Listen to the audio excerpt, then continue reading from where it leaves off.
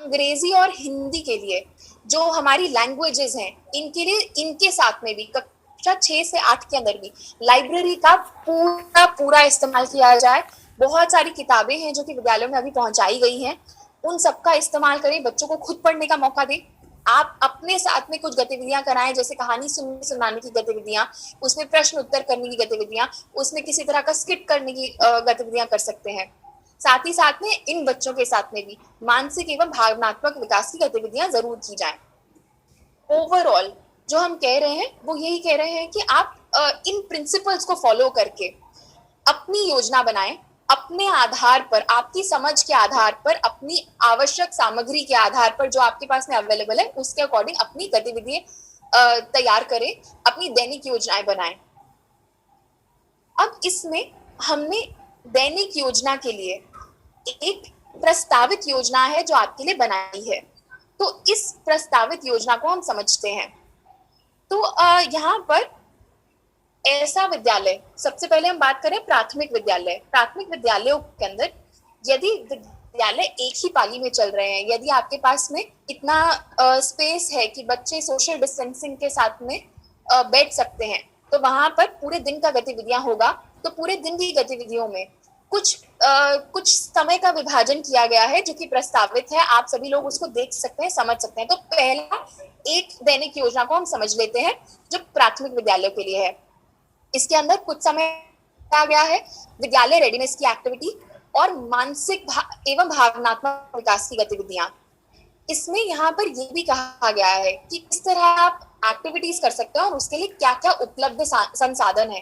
तो आप यहाँ पर अगर देखेंगे तो विद्यालय रेडीनेस और मानसिक एवं भावनात्मक विकास के लिए आपके पास में जो उपलब्ध संसाधन है उन्हें प्रेरणा पोर्टल पर अपलोड कर दिया गया है। तो आप वहां से डाउनलोड करके देख सकते हैं कि आप किस तरह की गतिविधियां करा सकते हैं। इसके साथ ही साथ में बहुत सारे शिक्षकों ने अपने शिक्षक संकुल बैठकों में भी आपस में एक दूसरे से साझा किया है कि किस प्रकार की गतिविधियां की जा सकती हैं। आप सभी के एक्सपीरियंस में आपको भी पता होगा कि किस तरह की एक्टिविटीज की जा सकती है, बट इन पर कुछ समय का विभाजन यहाँ करके बताया गया है कि इतना समय आप जरूर करें बच्चों के साथ में। फिर दूसरा चीज, भाषा पर उपचारात्मक शिक्षण के लिए किस प्रकार की गतिविधियां हो सकती हैं। पहला चीज, जैसा कि हम कहते हैं हिंदी में अभ्यास करना जरूरी है बच्चों को। तो अभ्यास करने के लिए जो भी एक्टिविटी वो सीखते हैं उन्हें सिखाया एक दिन में शिक्षक की तरफ से कम जाए, पर उसके बाद में अभ्यास ज्यादा करने का मौका दिया जाए। तो उसके लिए भी उपलब्ध संसाधन है हमारे पास में। प्रेरणा पोर्टल पर कुछ अभ्यास पत्रिकाएं हैं जो कि अवेलेबल है।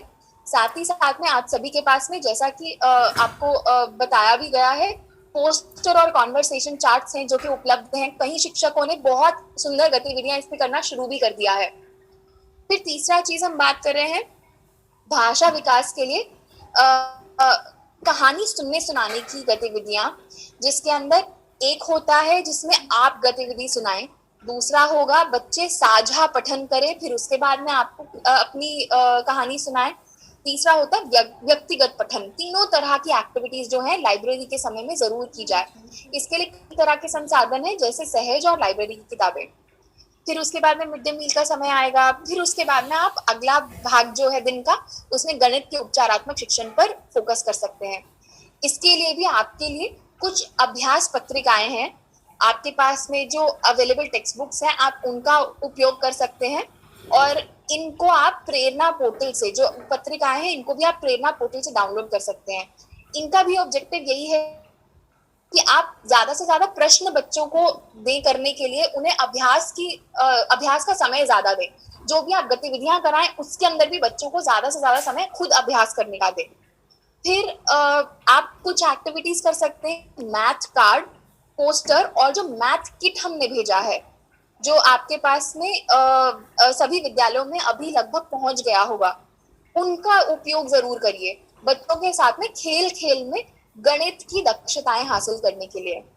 फिर साथ ही में कुछ सह पाठ्यक्रम गतिविधियां जैसे कि खेल, चित्रकला, नाटक, संगीत, इस तरह की एक्टिविटियां कर सकते हैं। फिर दूसरा बात करते हैं, यदि विद्यालय आपके 2 पालियों में चल रहे हैं।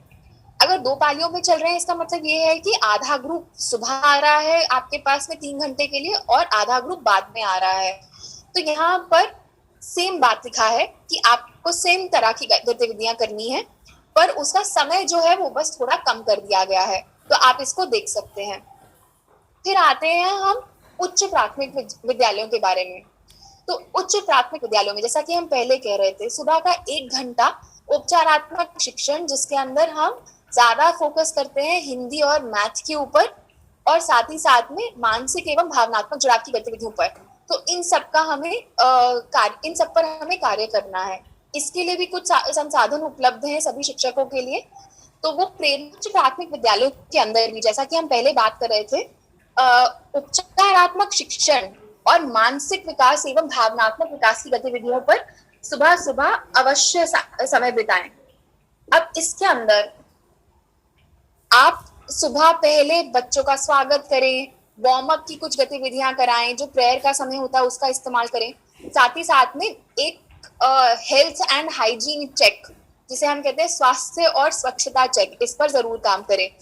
साथ ही साथ में हिंदी और मैथ्स के उपचारात्मक शिक्षण और मानसिक एवं भावनात्मक विकास की गतिविधियों के लिए भी कुछ गतिविधियां, उनके लेसन प्लान, शिक्षण योजनाएं और अभ्यास पत्रक प्रेरणा पोर्टल पर अवेलेबल कराए गए हैं। दूसरा चीज हम बात कर रहे हैं गणित और विज्ञान के लिए आपके पास में कुछ समय रहेगा। गणित और विज्ञान के अंदर भी, जैसा कि हमने पहले भी बताया, सीधा सीधा हमें टेक्स्ट बुक पर अगर हम कार्य करना शुरू करेंगे तो बच्चों के लिए बहुत ज्यादा हो जाता है। तो हमें कोशिश करना है कि हम पहले उसमें भी उपचारात्मक शिक्षण की तरफ बढ़े। उसके लिए कुछ आसान कॉम्पिटेंसीज को पकड़कर कुछ अभ्यास पत्रिकाएं हैं जिन्हें बनाया गया है, और ये SCERT द्वारा आप सभी को प्रेरणा पोर्टल के माध्यम से उपलब्ध कराए जा रहे हैं। इसमें साथ ही साथ में आप टेक्स्ट बुक का उपयोग कर सकते हैं और बच्चों की मदद से, बच्चों को इन सब की मदद से इन दक्षताओं को हासिल करवा सकते हैं। जैसे जैसे बच्चे इसमें सहज होने लगेंगे, उसके बाद आप प्रॉपर टेक्स्ट बुक की जो गतिविधियां हैं उन्हें शुरू कर सकते हैं। फिर उसके बाद हम अंग्रेजी पे काम कर सकते हैं। अंग्रेजी पे काम करने के लिए भी अलग अलग तरह की गतिविधियां, यहाँ पर भी हमें टेक्स्ट बुक पर फोकस ना कर टेक्स्ट बुक की सहायता लेकर हमें ज्यादा से ज्यादा फोकस करना दक्षताएं हासिल करने पर। टेक्स्ट बुक की मदद से आप गतिविधियां करें, जैसे कि स्टोरी टेलिंग, बच्चों के साथ में बहुत ज्यादा मौखिक विकास की कार्य करें, डिक्टेशन करें, रीडिंग की प्रैक्टिस कराएं, ग्रामर पे काम करें। तो यहाँ पर फोकस होना चाहिए दक्षताओं पे, ना कि सिर्फ और सिर्फ हमें चैप्टर पे चैप्टर खत्म करना हो। फिर तीसरा हम बात कर रहे हैं लाइब्रेरी के अंदर। इसमें भी आपको समय बिताना है। सभी बच्चों को इनफ टाइम देना है।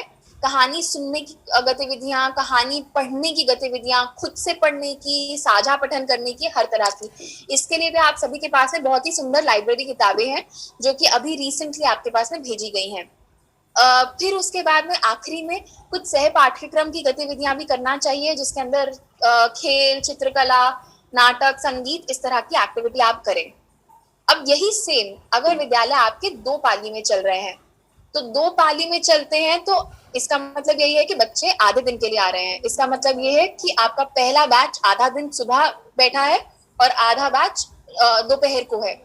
तो उस समय में फिर दोबारा आपके पास में अगर आधे दिन का समय है बच्चों के साथ, तो सेम गतिविधियां करें, पर उसकी समय सीमा को कम कर दें। ये सभी कुछ आपको व्हाट्सएप के माध्यम से आप सभी तक साझा कर दिया जाएगा। इसे प्रेरणा पोर्टल पर भी डाल दिया गया है, आप वहां पर इसे डिटेल में पढ़ सकते हैं। साथ ही में मैं इस सेक्शन को खत्म करने से पहले ये कहना चाहूंगी कि ये सभी की सभी गतिविधियां जो हैं, आप सभी को अपने अनुसार, अपनी आवश्यक सामग्री के अनुसार, आपके अपने सहजता, बच्चों की सहजता के अनुसार प्लान करनी है। ये सब कुछ प्रस्तावित है। आपको अपने अनुसार अपनी अपनी कार्य योजना बनानी है। अपना दिन किस तरह से आपका दिखाई देगा, आप इसको जो गतिविधि आप पहले करना चाहें आप वो पहले कर सकते हैं, बाद में करना चाहें आप बाद में कर सकते हैं। इसके अलावा कुछ और रिसोर्सेज आपके पास अवेलेबल है, आप उनका इस्तेमाल करें। जितना ज्यादा आपके पास में अगर नवाचार है बच्चों को बिल्कुल अपने विद्यालय के सांचों में ढालने का, आप जरूर से करें। तो ये तो हमने आपको बता दिया। अब उसके अलावा जो आपके पास विद्यालय में जो भी शैक्षणिक सामग्री है, जैसे कि आपके पास कुछ टेक्स्ट बुक्स पड़े होंगे, विद्यालय की लाइब्रेरी की किताबें होंगी, उन सब के अलावा कुछ मटेरियल है जो कि डिजिटली आपको भेजा जा रहा है। तो ये डिजिटली आप कहाँ से देख सकते हैं? तो आप सभी के लिए prerna.up.in प्रेरणा पोर्टल पर इस सब सामग्री को बहुत अच्छे से अरेंज कर दिया गया है। तो आप सभी लोग prerna.up.in पर जाएं, वहां पर टीचर्स कॉर्नर होता है। टीचर्स कॉर्नर पर एक नया सेक्शन डाल दिया गया है, स्कूल रेडीनेस। उस स्कूल रेडीनेस पर आप अगर क्लिक करेंगे तो आप इस तरह के पोर्टल पर आ जाएंगे। इसके अंदर आपको पूरा का पूरा इंस्ट्रक्शन यहाँ पर दिया गया कि किस तरह से आपको कौन कौन सी गतिविधियां अवेलेबल हैं और आपको कैसे डाउनलोड करनी है। तो आपको अपनी कक्षा को चुने, उस कक्षा के अंदर जाकर के आप डिटेल में देख सकते हैं कि आपको कौन सा वाला एक्टिविटी को डाउनलोड करना है। आप उस अभ्यास पत्रक को या गतिविधि को डाउनलोड करें और उसके अनुसार आप अपनी कक्षा में शिक्षण गतिविधि करें। अब देखते हैं कि इन कार्य पत्रक जो हम कह रहे हैं, जो हम सामग्री कह रहे हैं, किस तरह की सामग्री हमारे पास में उपलब्ध है। 3 तरह की सामग्री है। पहली हमारे पास कार्य पत्रक है, अभ्यास पत्रक, जो कि हमने आप सभी के लिए डिजिटली उपलब्ध कराया है। दूसरी चीज हमारे पास में सोशियो इमोशनल लर्निंग की गतिविधियां हैं। और तीसरी चीज हमारे पास में स्कूल रेडीनेस की, जो कक्षा 1 से 3 है, उन सबकी एक्टिविटीज हैं। तो इसमें देखते हैं कार्य पत्रकों पर कार्य कैसे किया जाना है। तो सबसे पहले इस तरह के कुछ कार्य पत्रक हैं जो कि बहुत ही बेसिक सी एक्टिविटीज हैं, जिन्हें आप बच्चों की कॉपी में लिख करके उन्हें करने को कह सकते हैं। आप बोर्ड पर करवाकर उन्हें इस तरह के प्रश्नों का अभ्यास करा सकते हैं। तो ये सब जो आपके पास अवेलेबल है, उसमें प्राथमिक विद्यालयों के लिए गणित और हिंदी के अभ्यास पत्रक हैं और उच्च प्राथमिक विद्यालय के लिए गणित एवं विज्ञान के अभ्यास पत्रक हैं। ये सभी के सभी प्रेरणा पोर्टल पर अपलोड कर दिए गए हैं। तीसरा चीज, जो अभ्यास पत्रक हैं, इन सभी पर जब आपको शिक्षण गतिविधि करनी है, आप अभ्यास पत्रक को देखें, उसके अनुसार आप अपने आधार पर बच्चों के साथ पहले कुछ शिक्षण गतिविधि करें, फिर उसके बाद इन प्रश्नों पर अभ्यास कराएं। पर इसके लिए यदि आप एक ही दिन में एक अभ्यास पत्रक नहीं कर पाते हैं, तो आप इसे एक दिन से ज्यादा का भी समय ले सकते हैं, एक दिन में 2 से ज्यादा कार्य पत्रक भी करा सकते हैं। तो आप ही सभी के अनुसार, आपकी कक्षा में बच्चों के स्तर के अनुसार आप इसको उपयोग कर सकते हैं। आखिरी बात, इसको उपयोग करने के लिए आप एक एक गतिविधि को चाहे तो बोर्ड पर कर करके एक एक प्रश्न को करके बच्चों से करवा सकते हैं, या फिर आप इसे बच्चों के कॉपी पर उतार कर भी कर सकते हैं। आप सभी के जो आपको सहज लगे उसके अकॉर्डिंग आप इसको इस्तेमाल कर सकते हैं। ये सब आप ही के इस्तेमाल के लिए है। फिर हम बात कर रहे हैं जो सामाजिक एवं भावनात्मक जुड़ाव, जो स्कूल रेडीनेस है, इस तरह की जो गतिविधियां हैं, ये क्या है। तो कक्षा 1 से 8 के लिए आप सभी को सामाजिक एवं भावनात्मक जुड़ाव की गतिविधियां हैं, वो भेजी जा रही हैं। दूसरा चीज, आपको कक्षा 1 से 3 के लिए स्कूल रेडीनेस जो हम कहते हैं, जिसके लिए विद्या प्रवेश का एक एनसीईआरटी द्वारा मॉड्यूल भी भेजा गया है, उसी के आधार पर इस तरह की कुछ एक्टिविटीज बनाई गई हैं, उन्हें भी आपको भेजा जा रहा है। फिर प्रेरणा पोर्टल पर आप इन सभी को डाउनलोड करके प्रतिदिन बच्चों के साथ में करा सकते हैं। इसके साथ में आप सभी को लगातार नवाचार करते रहना होगा इन गतिविधियों के अंदर। जिस तरह से आपको बच्चों के रिस्पॉन्सेज मिलेंगे, उसके अकॉर्डिंग आपको अपने लेसन प्लान्स को मॉडिफाई करना होगा। ये सब कुछ जो है ये प्रस्तावित है, ये सभी आपके लिए सजेस्टिव है। आपके लिए जो भी रिसोर्सेज हमारे पास अवेलेबल था वो सब आप उपलब्ध कराया जा रहा है। आशा है आप सभी इसका अधिक से अधिक उपयोग करेंगे और इसका फायदा मिलेगा। अब मैं अपनी टीम में से विपिन को बुलाना चाहूंगी। विपिन हमारे एक सब्जेक्ट मैटर एक्सपर्ट हैं, जो कि आपको बताएंगे कि इन गतिविधियों में किस तरह की बातें लिखी हैं, इसके अंदर किस तरह की आप चीजें उम्मीद कर सकते हैं।